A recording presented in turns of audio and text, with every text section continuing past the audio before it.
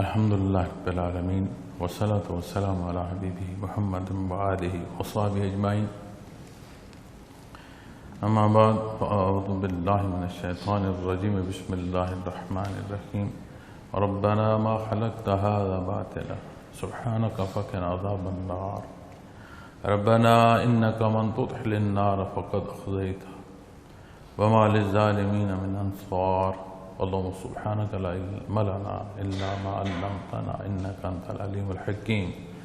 مولاي صل وسلم دائما أبدا على حبيبك من زانت به الأسر. معزز سامعین کرام، السلام علیکم ورحمۃ اللہ وبرکاتہ. ارشاد باری تعالیٰ ہے قرآن کریم کی آیات کریمہ میں ارشاد فرمایا جا رہا ہے کہ یہ دعا ہے، اے ہمارے پروردگار، آپ نے یہ سب بے فائدہ پیدا نہیں کیا، آپ پاک ہیں، پس ہم کو آگ کے عذاب سے بچا لیجئے. اے ہمارے پروردگار، بے شک جس کو آپ نے آگ میں داخل کیا تو یقیناً اس کو آپ نے رسوا کیا اور ظالموں کا کوئی مددگار نہیں. اللہ اور اس کے حبیب صلی اللہ علیہ وسلم نے ہمیں جو تعلیم فرمایا، جو الفاظ ہمیں تعلیم فرمائے، پھر خصوصاً قرآن کریم جو کلام ذاتی ہے، اعلیٰ ترین انداز، اعلیٰ ترین الفاظ، وہ باریکی جو ہمیں اپنی حیثیت پر کھڑا کرتی ہے، وہ خوبصورتی جو اللہ کی شان بیان کرتی ہے، یہ بہت پہلو جو ہیں اس میں پنہا ہوتے ہیں. تو یہاں جو دعا ہے قرآن کریم کی، اور یہ دعا وہ الفاظ ہیں جو اللہ کریم نے ہمیں عطا فرمائے ہیں. اللہ کی مخلوق کے معاملات ہیں، جہاں واقعات بیان فرمائے جا رہے ہیں، وہاں کیفیات اور حال بیان کیے جا رہے ہیں. اور متصل جو آیا کریمہ ہے اس سے پہلے، اس میں لوگوں کا وہ حال، الذین یذکرون اللہ قیاما وقعودا وعلی جنوبہم، کہ جو اللہ جل شانہ کو کھڑے بیٹھے اور لیٹے یاد کرتے ہیں. ہم نے ابھی تھوڑی دیر پہلے جو اپنی میٹنگ میں پوائنٹس پر بات کی معزز سامعین کرام، اس میں ایک نقطہ ایسا بھی تھا کہ ایک اجتماعی طور پر جو غفلت ہے، چونکہ جب بات کمزوریوں کی آتی ہے تو کمزوری کا سبب بنیادی طور پر غفلت ہوتی ہے.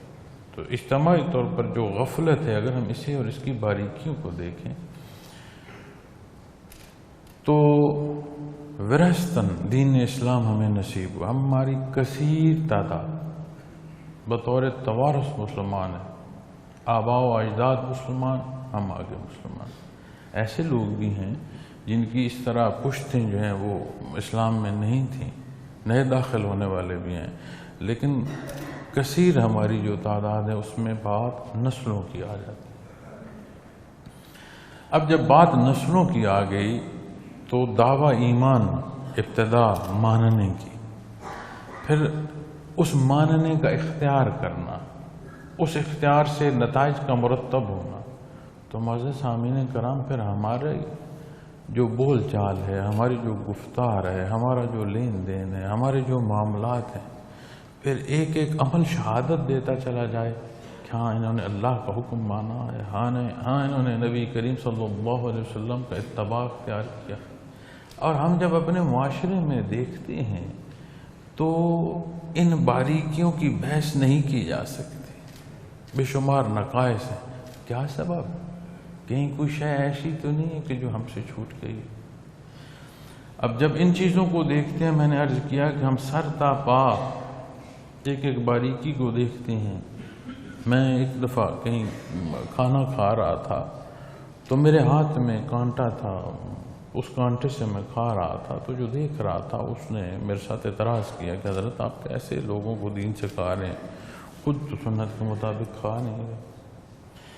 اب کسی کا حال کوئی کیا جانتا ہے. اسی طرح ایک دفعہ ہم بیٹھے، دوست کھانا کھا رہے تھے، تو ان کھانا کھاتے ہوئے دوستوں میں ایک دوست کو اتنا کھلایا جا رہا تھا صرف اس بات سے کہ یہ جو پلیٹ کا خالی کرنا ہے یہ سنت ہے.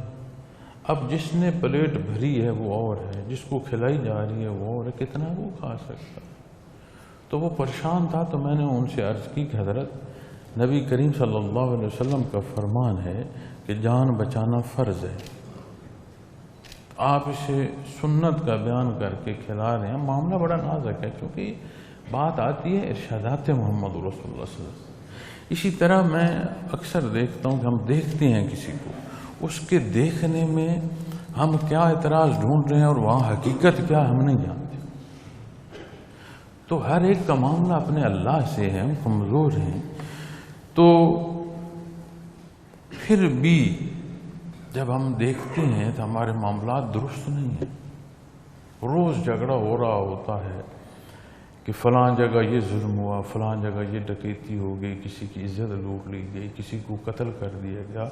اگر ہر ایک کو آخرت کے حساب کتاب کا یقین ہو، ہم میں سے ہر ایک کو یہ یقین ہو کہ جس طرح دوسروں کو میں لحد میں اتار رہا ہوں مجھے بھی اس میں اترنا ہے، مجھے یقین ہو کہ نبی کریم صلی اللہ علیہ وسلم کا فرمان کتنا حق ہے کہ میرے ساتھ میرے دولت نہیں جائے گی، میرے ساتھ میرے لوگ اور خدمتگار نہیں جائیں گے، اعمال جائیں گے، اور وہ کیسے ہیں اور انہی کے مطابق حساب ہو. یہ یقین ہو تو کیوں میں زیادتی کروں لوگوں کے ساتھ، کیوں معاشرے میں قتل ہو رہے ہیں. اور اس سے سمجھ آتی ہے کہ نسلاً ایک حکم کا ماننا، مسجد میں جائیں جگہ نہیں ملتی، حرمین شریفین میں جائیں جگہ نہیں ملتی. آپ 24 گھنٹے بیٹھے رہیں، بیمار بندہ بیٹھ رہے 24 گھنٹے کی، کون سا وقت ایسا ملے جس میں بھی مطاف میں داخل ہو سکوں؟ نہیں ہو سکتا. اتنی مخلوق. حجر اسود کا بوسہ تو بیمار اور کمزور کے لیے اب ممکن ہی نہیں رہا. اتنی دیر وہ نہیں کھڑا ہو سکتا، ڈینگے مجھتی ویسے درست نہیں. تو کیا سبب ہے؟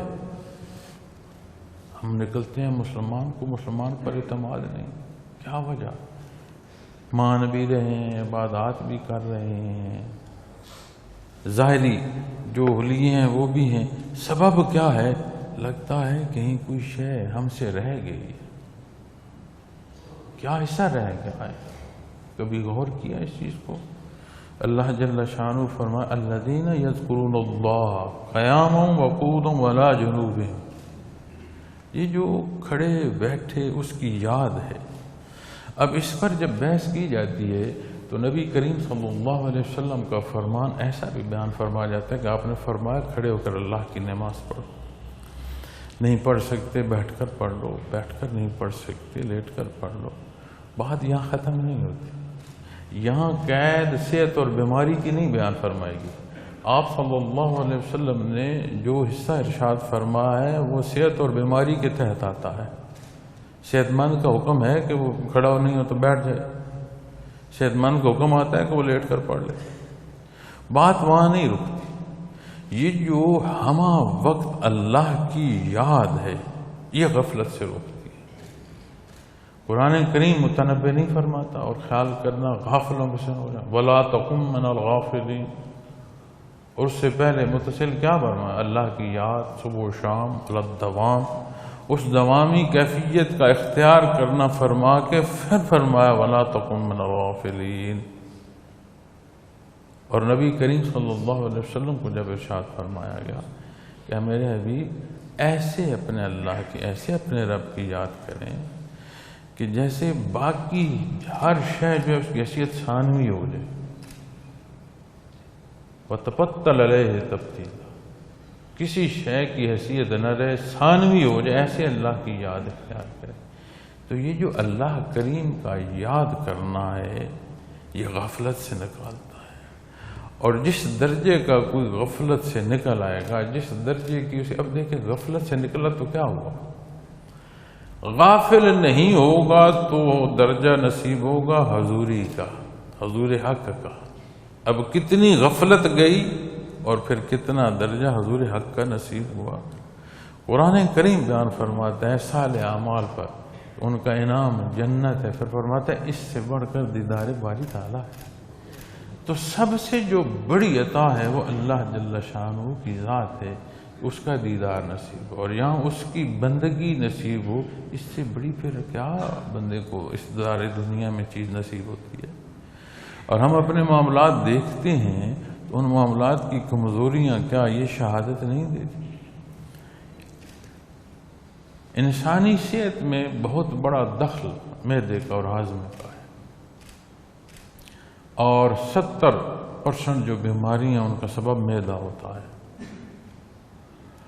یہ جو نظام انہضام ہے اس کی خرابی لگ بھگ، میں طب تو نہیں جانتا لیکن جہاں تک میں سمجھ چکا ہوں کہ نظام میں انہضام کی خرابی وجود میں 70% تک جو بیماریاں ان کا سبب بنتا ہے۔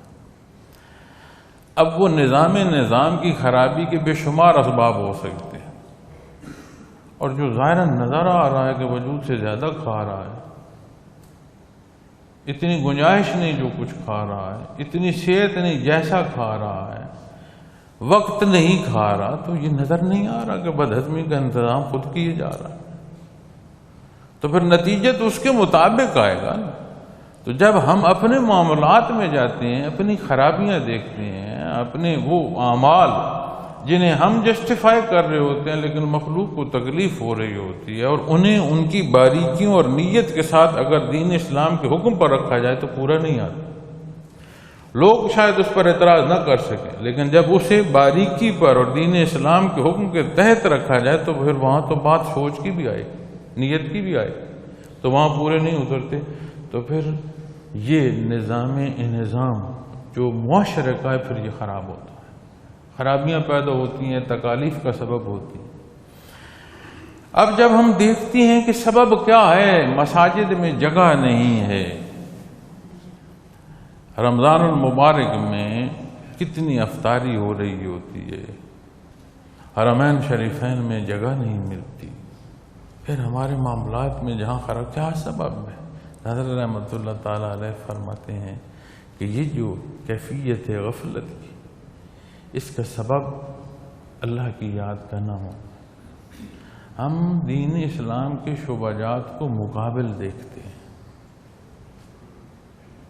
چیز مقابل نہیں دیکھنی، مترادف دیکھنی ہے، اس کا حصہ دیکھنا ہے۔ وجود انسانی کے ایک بازو کو الگ کر کے اور دوسری ٹانگ کو الگ کر کے نہیں دیکھتے، ایک وجود سمجھتے ہو تو دنیا کے حصوں میں سمجھ آتی ہے، تو دین اسلام کے حصے میں سمجھ نہیں آتی۔ شعبہ جات ہیں، اصول وہ جو نبی کریم صلی اللہ علیہ وسلم نے ارشاد فرمائے، بات عقائد کی ہو، بات عبادات کی ہو، بات دنیا کے حصوں کے صحیح اور غلط تک کی آ جائے، پھر اس دائرے کے اندر جو حصے ہیں ان میں آپ شعبہ جات کی بات کر سکتے ہیں، درس و تدریس کی کر سکتے ہیں، دعوت و تبلیغ کی کر سکتے ہیں، اسی طرح تربیت کی کر سکتے ہیں، لیکن معاشرے میں جب ہم جاتے ہیں، اپنے لوگوں میں جو بات سنتے ہیں تو وہاں جو بات ہو رہی ہوتی ہے وہ باہم تضادات کی ہو رہی ہوتی ہے۔ کیا سبب ہے کہ دنیا دین پر بھی تضادات آ گئی؟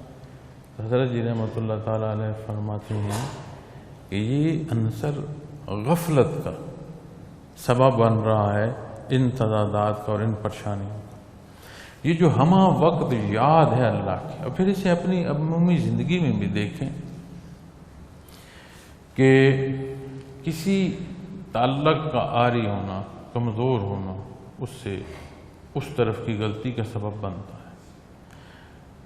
کوئی ملازم جسے ہمہ وقت اپنے مالک کے اصولوں کا خیال رہے، جزا و سزا معلوم ہو، اپنا نقصان کا ادراک رہے، وہ غلطی نہیں کر رہا، جو سارے سے گزر جائے اس کی حیثیت کالعدم سمجھے، وہ غلطی کرتا ہے اور زیادتی کرتا ہے۔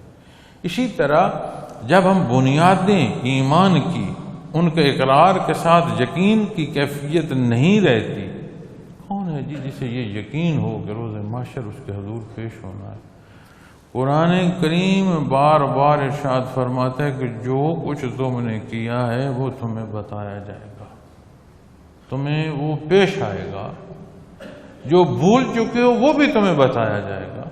تو ہم تو اپنے اعمال کر کے غلطیاں اور زیادتیاں کر کے بھول جاتے ہیں، لیکن وہ عمل محفوظ ہے، اللہ کریم کی ذات علیم ہے، لکھنے والے لکھ رہے ہیں، شہادت دینے والے موجود ہیں، بھلے ہمارا وجود ہی کیوں نہ ہو، روز محشر شہادت ہوگی۔ اور آخرت کا یہ ایمان کیا دنیا کی لغزش ہونے دے گا؟ شریر کانپ جائے گا، معاملات دنیا کی اور امور دنیا میں بے شمار ذمہ داریاں انجام کرنے کا موقع ملتا ہے۔ حضرت جی رحمۃ اللہ تعالیٰ علیہ کی خدمت میں بے شمار آپ کے حکم کی تعمیل میں مختلف جگہوں پر جانے کا موقع ملا۔ یقین مانیں، معلوم ہوتا ہے کہ یہ عمل کریں گے تو یہاں سے یہ نقصان ہوگا، وہ کریں گے تو وہ فائدہ ہوگا۔ اس عمل کی تکمیل کے لیے ایسے راستے کا انتخاب کرنا ہے جہاں سے مقصد حل ہو، نقصان نہ ہو۔ تو یہ سارے میں دنیا میں سمجھ آتی ہے، دین میں سمجھ نہ آئے۔ اس کا مطلب ہے کہ دنیا کے جو اصول ہیں، جو فانی اور عارضی جہان ہے، اس کا یقین ہے۔ کیوں کہ تمنا دنیا کی طرف ڈھلائی، پسند اور چاہت دنیا کی ہو گئی تو وہ مقدم ہو گیا اصول۔ یہ جو اللہ کریم کی یاد ہے معزز سامعین کرام، اور ہمہ وقت جو یاد ہے، یہ جو اللہ کا ذکر ہے اور اس کیفیت اور حال سے آشنائی ایک ہمہ وقت حضوری کی کیفیت ہو، اللہ کریم کی حضوری نصیب ہو، تو پھر کیا وہ اللہ کریم کے حکم سے دور ہوگا؟ کیا اس کی ایمان کی کیفیت کمزور ہوگی؟ کیا دنیا کی صبح و شام میں ایمان بالآخرہ جو ہے اس پر کوئی دھول پڑ جائے گی؟ کیا یہاں آنکھ کھولتے اسے روز محشر کے قیامت کا اور قائم ہونے کا کیا وہ نظر نہیں آئے گا؟ ہر عمل میں نظر آئے گا۔ پل صراط کی باریکی بیان فرمائی جاتی ہے، وہاں کی سختی بیان کی جاتی ہے، لیکن یہاں کا ہر عمل پرصراط کے ایک قدم کا سبب بنتا چلا جا رہا ہے۔ تو یہ باریکیاں کیوں نہیں نظر آ رہی؟ کیا مطلب ہے؟ غفلت چھا رہی ہے۔ وہ غفلت ہمیں ایسا کمزور کر رہی ہے کہ ہمارے اعمال جو ہیں ان کے اندر صدق نہیں رہا، سچائی نہیں رہی، ان کے اندر کمزوری آتی ہے۔ پھر کیا حل ہے؟ بڑا سادہ سا حل ہے کہ جو چیز چھوٹ گئی اسے واپس پلٹ کر اختیار کیا جائے۔ جب اسے اختیار کریں گے پھر ویسے نتائج میسر ہیں۔ اور دین اسلام اور اس کا اختیار کرنا، اس کے ایسے سنہری اصول ہیں کہ دنیا کی زندگی میں جو ہے اس میں بھی ترقی نصیب ہوتی ہے۔ نبی کریم صلی اللہ علیہ وسلم نے جب دار دنیا سے پردہ فرمایا، اب جتنی بڑی حیثیت، جتنی بڑی شان آپ صلی اللہ علیہ وسلم کی، ایک لحظے کو سوچے تو صحیح، آپ نے پردہ فرمایا اور کتنا بڑا حادثہ کہ حضرت عمر فاروق رضی اللہ تعالیٰ عنہ جیسی ہستی لرز اٹھی، صحابہ کرام رضوان اللہ علیہ مجمعین کوئی بیٹھے ہیں تو شاید ساری زندگی بیٹھے رہے، اٹھ نہ سکے، اتنا اثر پہنچا، اتنی تکلیف پہنچی۔ لیکن آپ صلی اللہ علیہ وسلم کا جو حکم ہے اس کے نفاذ میں کوئی کمی تاریخ بتاتی ہے؟ کیوں؟ یہ دین اسلام ہے، اللہ کریم کا حکم ہے، اس پر جو عمل کیا جائے گا اس کے نتائج دار دنیا میں بھی خوبصورت ہوں گے، سنہری ہوں گے، عیاں ہوں گے، معاشرے میں اس کی خوبصورتی بھی اور نکھار بھی نظر آئے گا، اس کی خوشبو بھی محسوس ہوگی۔ تو ہی تو آئندہ آنے والے 23 سال میں معلوم دنیا کے 3 حصوں پر اسلام نافذ تھا۔ کیا سبب ہے کہ قرآن کریم کلام ذاتی ہمارے پاس، ارشادات محمد رسول اللہ صلی اللہ علیہ وسلم ہمارے پاس، ایک ایک حصہ، ایک ایک اصول دین کا ہمارے پاس، ہم وراثتاً ان اصولوں کو مانتے ہوئے آ رہے ہیں، اور ہمارے معاملات میں کیوں ایسا نہیں آ رہا نکھار، اس میں خوبصورتی کیوں نہیں آ رہی؟ اللہ کریم ہمیں یہ توفیق عطا فرمائے کہ یہ یاد اللہ کی نصیب ہو۔ اور میں نے پہلے عرض کیا تھا کہ یہ ملکیت نہیں ہے کسی کی، یہ اللہ کی عطا ہے اور مخلوق کے لیے عام ہے۔ معاملہ مالک اور مخلوق کے مابین ہے، اور اگر مخلوق ہو کے کوئی نہ چاہے تو مالک کے ہاں کیا کمی ہے؟ میں ہوں تو کیا، میں نہ ہوں تو کیا؟ یہ بڑی سمجھنے کی چیز ہے۔ پھر یہاں جب یہ فرمایا جا رہا ہے کہ نا ربنا ما خلقت ھذا باطلا، اے ہمارے پروردگار آپ نے یہ سب بے فائدہ نہیں کیا، تو جو پچھلا ہمارا بیان تھا اس میں پچھلی 2 آیات تھیں، اور ان 2 آیات میں زمین و آسمان کی پیدائش میں جو صاحب خرد لوگ ہیں ان کے لیے نشانیاں کو بیان فرمایا کہ اتنا مربوط نظام اور مسلسل عمل اور کوئی نقص نہیں، بے فائدہ نہیں، بے مقصد نہیں، یہ کوئی کھیل تماشا نہیں، اس کا نتیجہ ہوگا۔ اگر کوئی ذات اس کا چلا رہی ہے تو پھر نتیجے تک بات جائے گی۔ جب یہ سارا معنی ہے تو پھر فرمائے یہ جو اللہ کی یاد ہے یہ تمہیں ایسے ہوش میں رکھے گی، اختتام تمہیں سمجھ آ جائے۔ کون سی دعوت دی تھی حضرت موسیٰ علیہ السلام نے فرعون کے دربار میں کھڑے ہو کر ان جادوگروں کو؟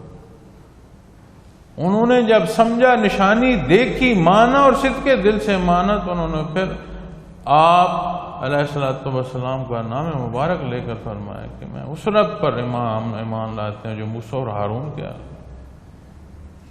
وہ باریکی جو کسی عدسے سے نہیں دیکھی جا سکتی، نور ایمان کی چاشنی اس درجے پر دکھا دیتی ہے کہ پھر انکار نہیں ہو سکتا، بھلے جان چلی جائے۔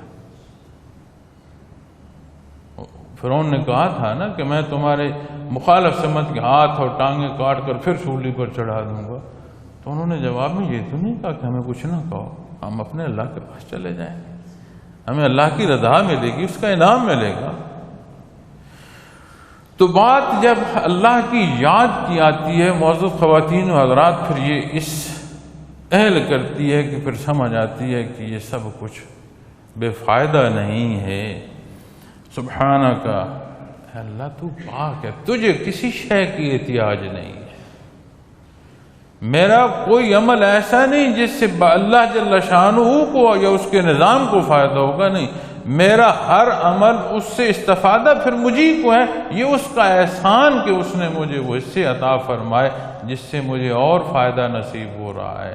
اور ہر غلط عمل جو ہے وہ ظلم ہے، اور ظلم جو ہے وہ اپنی کسی شے کا اصل جگہ پر نہ ہونا ظلم کے موصوف درجوں میں آتا ہے۔ فَقِنَا عَذَابَ النَّارِ، اے اللہ تو محتاج نہیں ہے، تو پاک ہے، اے اللہ بس ہم کو آگ کے عذاب سے بچا لیجئے۔ یعنی جب بات آئے گی نتائج کی، یہ سب بے فائدہ نہیں ہے۔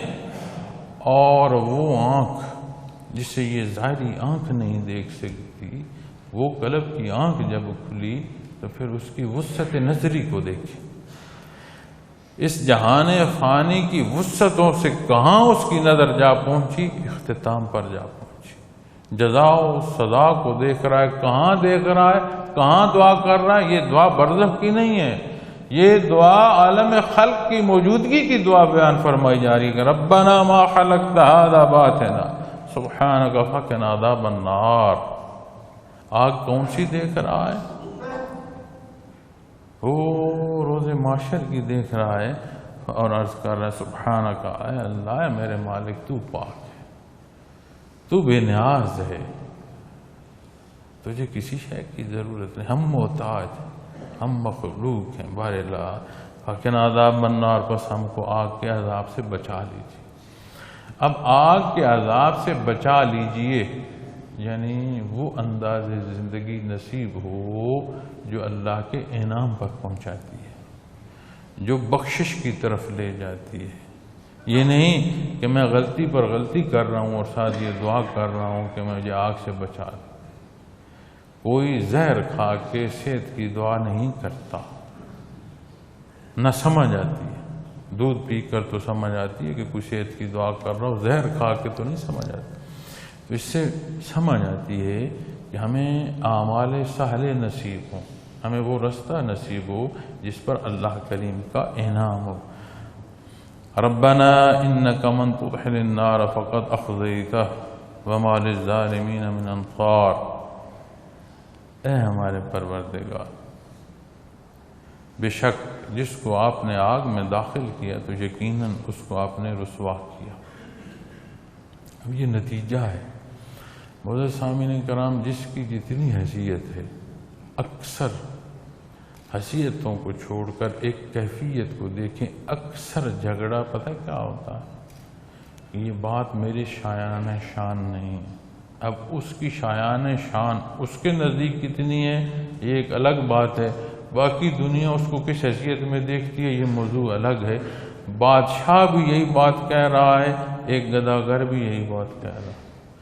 تو غفلت جو ہے وہ پھر اس ذات میں لے جائے گی جہاں بات انانیت کی طرف جائے گی، اور بات جب انانیت کی طرف جائے گی تو اللہ جل شانہ یہ دعا ہمیں تعلیم فرما رہے ہیں، اور اس کی ایسی مخلوق کہ جنہیں یہ دعا نصیب ہوئی، اللہ کریم نے ہمیں ارشاد فرما دیا ربنا انک من تدخل النار فقد اخزیتہ، اے ہمارے پروردگار بے شک جس کو آپ نے آگ میں داخل کی تو یقیناً آپ نے اس کو رسوا کیا۔ اللہ کریم فرماتے ہیں کہ اللہ کریم کو مخلوق پر زیادتی نہیں فرماتے، یہ اپنے ساتھ خود زیادتی کرتے ہیں۔ اس کی شان کریمی مخلوق کا اور خالق کا مقابلہ نہیں ہوتا۔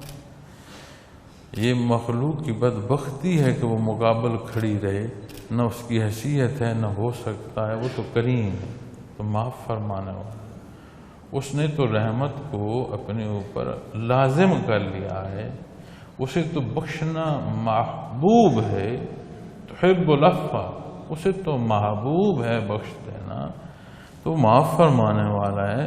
تو جب یہ دعا کی جاتی ہے کہ ہمارے راہ میں آپ میں جو داخل کیے تو رسوا، تو سمجھ آتی ہے کہ یہ جو انا ہم لیے پھرتے ہیں اس عالم فانی میں، یہ جو انا کا دعویٰ ہے یہ جھوٹا، جس انا کو ہم لے کر پھر رہے ہیں اس کی بات ہے، وہ مخلوق خدا جمع ہوگی تو پھر رسوائی وہ ہوگی جو غلط عمل پر نصیب ہوگی، ملے گی، جو سزا ہوگی رسوائی پھر وہ ہوگی، اور جسے عزت وہاں نصیب ہوگی۔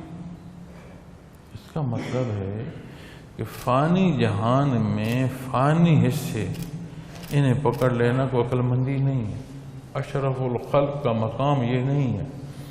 اصل عزت وہ ہے جو اللہ کریم کے ہاں، اتقاکم، جو متقی ہو، اسے اس کے حضور جو عزت و مقام اس کا ہو۔ حضرت عمر فاروق رضی اللہ تعالیٰ عنہ اونٹ کی مہار پکڑے چل رہے ہیں، غلام اونٹ پر بیٹھا ہے۔ حضرت کیا ماجرا؟ فرمایا تقسیم ہمارے اور تمہارے درمیان ہے، اس کے حضور غلام میں اور مالک میں فرق کوئی نہیں، یہ فرق ہمارے ہاں اس کے ہاں نہیں۔ جو جتنا متقی ہوگا اتنا اسے درجہ نصیب ہوگا، جتنا اللہ کا قرب ملے گا اتنا اس کا درجہ ہوگا، اور عجیب مدارج ہیں وہ، ایسی عظمت عطا فرماتے ہیں وہ مدارج کہ مفاہیم بدل جاتے ہیں، بلندی کے، عظمت کے، بڑائی کے مفاہیم بدل جاتے ہیں۔ دنیا میں بلندی اونچائی کو کہتے ہیں، انا اپنے ہونے کو کہتے ہیں، اور یہ کیفیت جو حضور حق کی ہے ایسی عطا ہے کہ یہ نہ ہونے پر پہنچا دیتی ہے، یہ سمجھا دیتی ہے، اس حقیقت سے آشنا کر دیتی ہے کہ ہے کوئی کچھ نہیں تو کون ہے بھائی کچھ؟ جو کوئی ہے، جو کچھ ہے اس کے حکم سے ہے نا، اس کا حکم نہ ہو تو کون ہے اور کیا کچھ ہے؟ تو دکھاؤ تو سے شے بچتی ہے پیچھے۔ تو جب بات حکم سے ہے معزز سامعین کرام، تو پھر جو کچھ ہے تو اس کی ذات۔ تو اسی لیے روحانی ترقی جو ہے، اور حضرت رحمۃ اللہ علیہ فرماتے ہیں کہ اگر کسی نے اپنے منازل سلوک میں دیکھنا تو اپنے اعمال دیکھ لے، معاملات دیکھ لے، اسے سمجھ آ جائے۔ تو جو اس کا قرب نصیب ہوتا ہے، جو اللہ جل شانہ کی جو ہے تعلق، اور تعلق میں اللہ میں اضافہ نصیب ہوتا ہے، تو ادراک ہوتا جاتا ہے کہ کوئی کچھ نہیں ہے، جو ہے اس کی ذات ہے۔ اور جب یہ سمجھ آ جاتی ہے تو یہ جو جھگڑے میرے اور آپ کی بڑائی کے ہیں پھر یہ ختم ہو جاتے ہیں، ان کی حیثیت نہیں رہتی۔ جب ان کی حیثیت نہیں رہتی تو پھر سمجھ آتی ہے، یہاں جو فرمایا رہا ہے نا کہ من تدخل النار فقد اخزیت، کہ رسوائی پھر کیا ہے؟ رسوائی پھر وہ ہے جو اس تعلق سے ٹوٹ گیا، جس کے ہاتھ سے یہ تعلق ٹوٹ گیا، رسوائی تو پھر وہ ہے۔ اور جسے اللہ جل شانہ کے حضور عزت نصیب ہوئی، اس کی عزت میں کمی بیشی کا کوئی اور کسی کے پاس پھر اختیار ہو۔ عموماً تصوف پر مبہم بات جو کرنا، اسے بہت پہنچی ہوئی بات سمجھا جاتا ہے کہ بزرگوں نے بڑی بات کی ہے، کیا کی ہے جی؟ وہ بہت اوپر کی بات تھی، نبی کریم صلی اللہ علیہ وسلم نے تو ایسے ارشاد کو نہیں فرمایا جو کسی کی سمجھ میں نہ آ رہا ہو، جسے مخلوق نے سمجھ کر اختیار نہ کیا ہو، جو متصل ثابت نہ ہو، تو سمجھ آئی کہ ہر وہ بات پہنچی ہوئی ہے جو ان حدود و قیود میں ہے جو نبی کریم صلی اللہ علیہ وسلم نے بیان فرمائی۔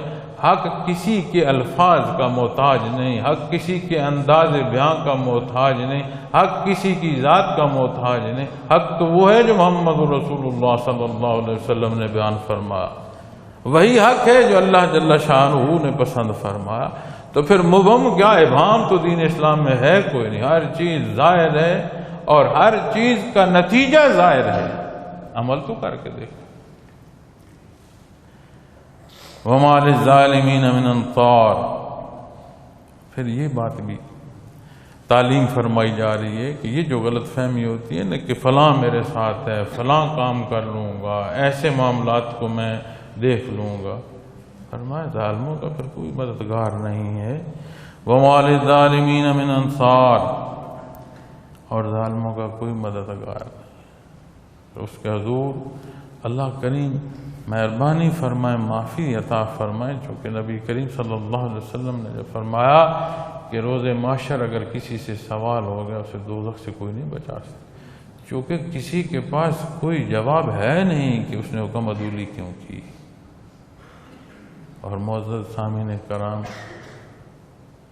اللہ مشائخ پر کروڑوں رحمت نازل فرمائے۔ ہمارے ہاں کوئی مبہم طریقہ سلیقہ کیا کوئی کہتا ہے؟ کیا کہیں کسی نے پڑھا ہے؟ یقین مانیں تاریخ تصوف میں لطائف و مراقبات، یہ طریقے، یہ باریکیاں اتنی واضح طور پر نہیں ملتی۔ اس نے احسان فرمایا اللہ جل شانہ، اب یہ تربیت بھی موجود ہو، ایک ایک باریکی بھی موجود ہو، فرصت بھی ہو، میری اور آپ کی سانسیں بھی چل رہی ہوں، رب کائنات نے اس موقع پر بھی پہنچا دیں۔ اس کا مطلب ہے پھر بھی غفلت ہو تو ہم نے وہاں دیکھنا ہے اپنے آپ کو جہاں قرآن کریم فرما رہا ہے الذین یذکرون اللہ قیاما وقعودا وعلی جنوب۔ ایک اور جگہ ارشاد ملتا ہے کہ کھڑے بیٹھے لیٹے جب کوئی تکلیف پہنچتی ہے تو اپنے اللہ سے مدد مانگتے ہیں، اور جب انہیں آسانی عطا کر دی جائے تو بھول جاتے ہیں شاید اس کے حضور حاضر ہی نہیں ہوئے تھے۔ تو اللہ کریم یہ توفیق عطا فرمائیں کہ یہ بندگی نصیب ہو۔ معزز سامعین کرام، یہ باریکیاں سمجھ آئیں۔ ربنا اننا سمعنا منادیا ینادی للایمان ان آمنوا بربکم فآمنا۔ اے ہمارے پروردگار، بے شک ہم نے ایک پکارنے والے کو سنا، اور ہمیں پکار کس کی نصیب ہوئی؟ محمد رسول اللہ۔ کیسی عظمت نصیب ہوئی امت محمد رسول اللہ صلی اللہ علیہ وسلم کا فرق ہونا۔ اب جاننا ماننا جو ہے اور جاننے تک پہنچنا، اس کی نشانی کیا ہے؟ کردار نہیں ہوگا تو اور کیا ہوگا؟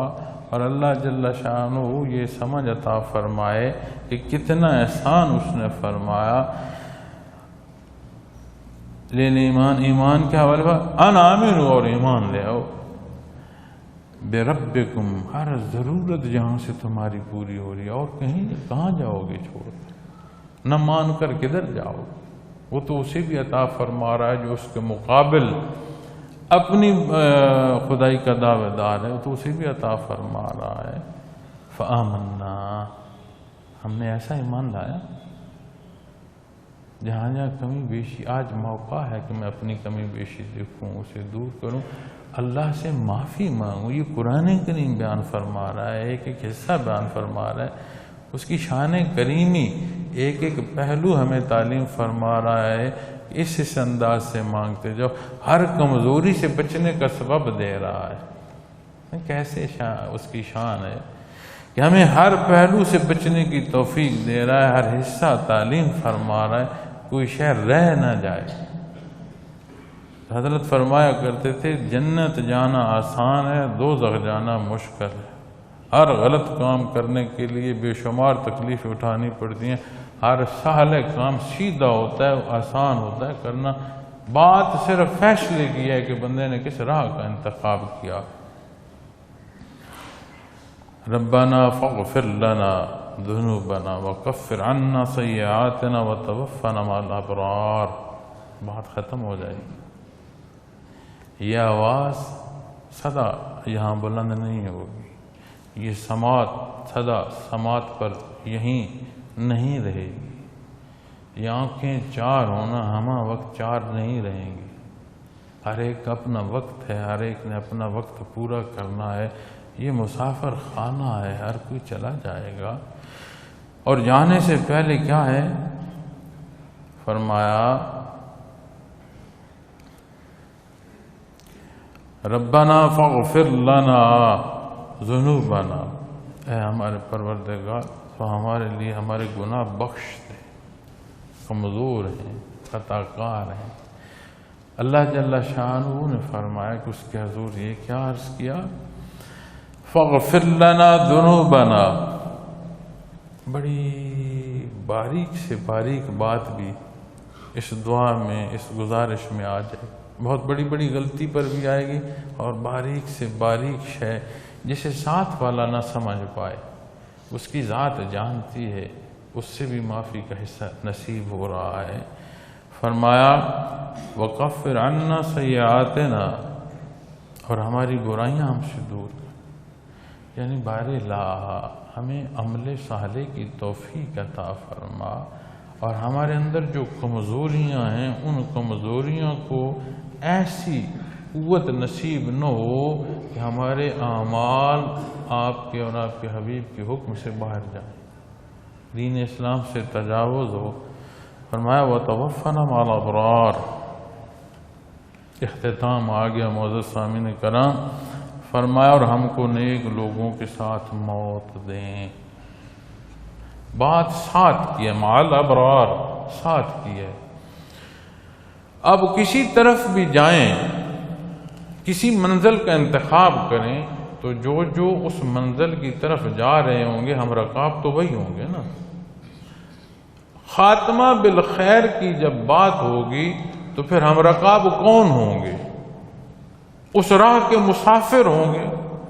اور اس راہ کے مسافر کون ہوں گے؟ جنہیں عمل صالح نصیب ہوگا، جنہیں اتباع محمد الرسول اللہ صلی اللہ علیہ وسلم نصیب ہوگا. وہ لوگ ہوں گے جن پر اللہ راضی ہوگا، وہ لوگ ہوں گے جنہیں اللہ کے حکم پسند ہوں گے، وہ لوگ ہوں گے جو اپنی مرضیاں قربان کریں گے، وہ لوگ ہوں گے جو اللہ کے حکم پر اپنی گردنیں لٹا رہے ہیں. پھر اس راہ کے مسافر ہوں گے. ہم رکاب تو وہی ہوں گے نا جو مع الابرار اس طرف کے مسافر ہیں. نیک اختتام کو پہنچنا پھر ایسے لوگوں کا ہی ساتھ ہوگا تو اس طرف کے جائیں گے. فرمایا وَتَوَفَّنَا مَعَ الْأَبْرَارِ، ہم کو نیک لوگوں کے ساتھ موت دیں. معزز سامعین کرام، موت حقیقت ہے، اور جب تک قیامت کے دن اسے بھی ایک مہندے کی صورت میں ذبح نہیں کر دیا جاتا، ایک ایسی حقیقت ہے اس خلق پر وارد ہوتی ہے. موت و حیات کا یہ مسلسل عمل اس عالم خلق میں جاری ہے، جس کا اختتام پھر حتمی موت پر آئے گا. ہر شے تباہ ہوگی، کل من علیہا فان، ہر شے پر پھر وارد ہوگی یہ تباہی. اللہ جل شانہ ہمارے حال پر رحم فرمائیں، ہماری کمی بیشیاں معاف فرمائیں. ہماری یہ جو فرصت بقایا ہے اس میں ہمیں ایسی زندگی کی توفیق عطا فرمائے جس کی تعلیم ہمیں قرآن کریم سے مل رہی ہے. اللہ جل شانہ ہمارے وطن عزیز پر رحم فرمائے. معزز سامعین کرام، میں اکثر سوچتا ہوں کہ کوئی نہ کوئی پہلو ایسا چل رہا ہوتا ہے کہ ہمارے ملک میں استحکام نہ آئے. کبھی وہ مذہبی جھگڑے کے تحت چلتا ہے، کبھی وہ دہشت گردی کے تحت چلتا ہے، کبھی وہ انتظامی امور میں فسادات کی صورت میں چلتا ہے، کبھی سیاسی صورت میں چلتا ہے. یاد رکھیں اللہ کریم نے یہ وطن ہمیں بے شمار قربانیوں کے بعد عطا فرمایا. ہماری مائیں بہنیں بیٹیاں قربان ہوئے ہیں، ہمارے بزرگ ضعیف قربان ہوئے ہیں، جوانوں نے اپنے سینوں پر زخم کھائے ہیں، اپنی گردنیں قربانیاں اڑائی ہیں اس وطن عزیز کے حصول کے لیے. اور جنگ کیا ہے، جھگڑا کیا ہے کہ اقتدار کس کے پاس ہے اور کس کے پاس نہیں. تو جب ہم من حیث القوم اس میں قوت اور طاقت کے حصول کے لیے اصول و ضوابط چھوڑیں گے تو ہمارا ہر عمل جو نقصان دے گا وہ مجھے اور آپ کو فائدہ دے نہ دے ہمارے ملک کو نقصان ضرور دے گا۔ تو سب سے پہلے اسلام پر عمل کیا جائے تو پھر ہمیں پاکستان کی اہمیت بھی سمجھ آئے گی، پھر ہمیں حب الوطنی کی حقیقت بھی معلوم ہوگی، پھر ہمیں ہم وطن جو ہیں ان کے جو حقوق و فرائض ہیں اس کا بھی لحاظ ہوگا۔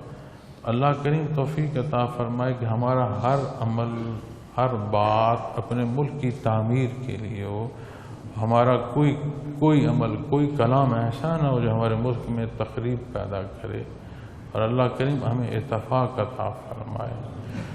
عامت الناس کو بھی اور ہمارے سربراہان کو بھی اللہ کریم ہدایت عطا فرمائے۔ اللہ کریم میرا اور آپ کا حامی و ناصر ہو۔ وآخر دعوانا الحمدللہ رب العالمین۔